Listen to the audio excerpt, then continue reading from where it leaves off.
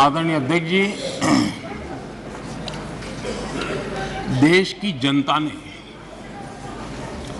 हमारी सरकार के प्रति बार बार जो विश्वास जताया है,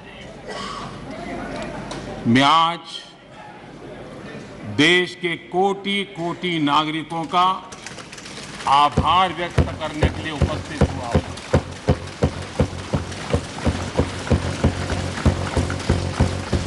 और अध्यक्ष जी कहते हैं भगवान बहुत दयालु है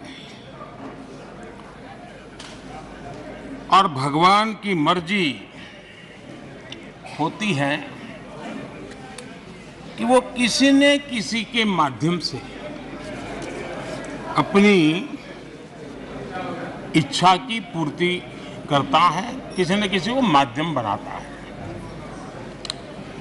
मैं इसे भगवान का आशीर्वाद मानता हूं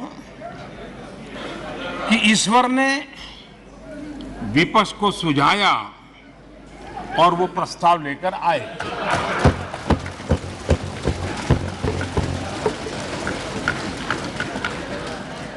दो 2018 में भी ये ईश्वर का ही आदेश था, जब विपक्ष के मेरे साथी अविश्वास प्रस्ताव लेकर के आए थे।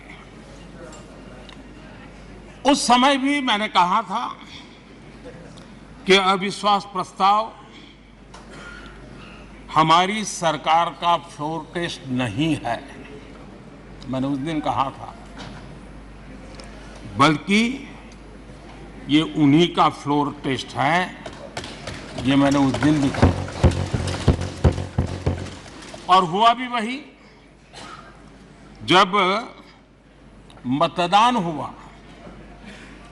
तो विपक्ष के पास जितने वोट थे उतने वोट भी वो जमा नहीं कर पाए थे।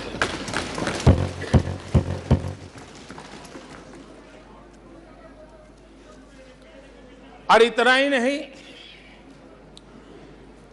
जब हम सब जनता के पास गए तो जनता ने भी पूरी ताकत के साथ इनके लिए नो कॉन्फिडेंस घोषित कर दिया।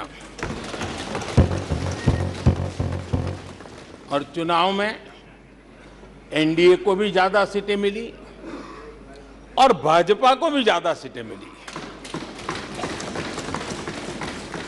यानी एक तरह से विपक्ष का अविश्वास प्रस्ताव हमारे लिए शुभ होता है।